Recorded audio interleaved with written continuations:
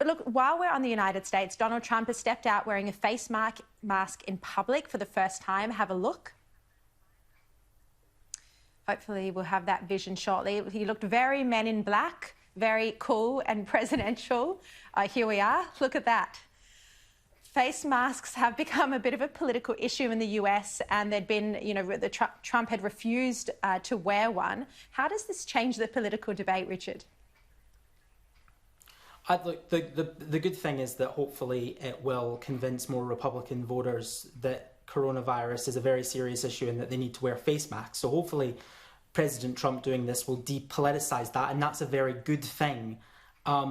Whether the president will continue wearing masks, whether he will continue, trying to take coronavirus more seriously than he has, I think is very unsure. The thing about President Trump is that tomorrow, who knows, he might tweet, "I only wore a mask because the media told me to, and now I'm never going to do it again." This is the thing. He is so unpredictable. But he is very, very behind in the polls in a way that he was never as behind with Hillary Clinton. In both state polls and national polls, he's in real trouble. And everything suggests that it's to do with his handling of coronavirus. His approval ratings with handling coronavirus have completely fallen through. The bottom has fallen completely out of it compared to Conservative leaders like Boris Johnson and our own Scott Morrison.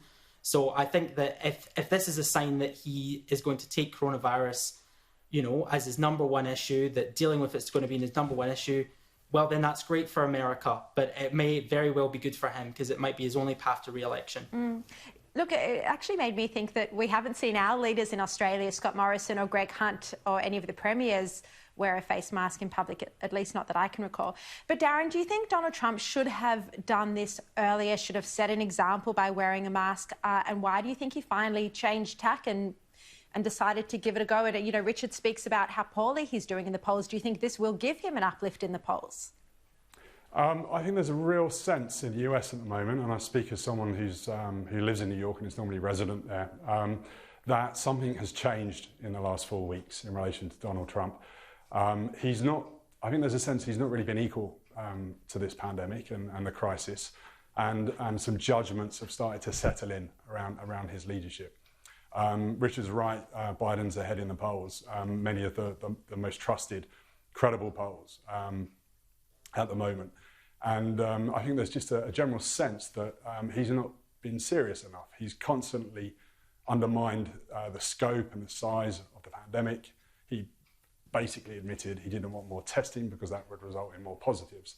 And I think even some of his base now are starting to question him. I think half of that 40% who voted for him are entertained by his tweets and we've got the best tests and the perfect tests and all the rest of it. But I think half are now starting to worry about their country and their ability to live in it and the direction it's going. That direction it's going in. That being said, the polls, we know are consistently wrong. I believe personally in this phenomenon of the silent Trump supporter who won't tell pollsters who they're going to vote for because they're worried about being hassled and harangued, and you certainly see that in New York where I live.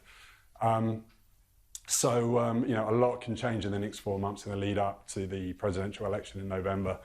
4 months ago, who would have known that we'd be in the situation that we're in now? Yeah. He looked dead set to win back then. Now it's looking a bit more shaky. I think it will be a close contest. And I think he's wearing a mask because he realises he's behind in the polls and needs to show some stronger leadership on this big, big issue.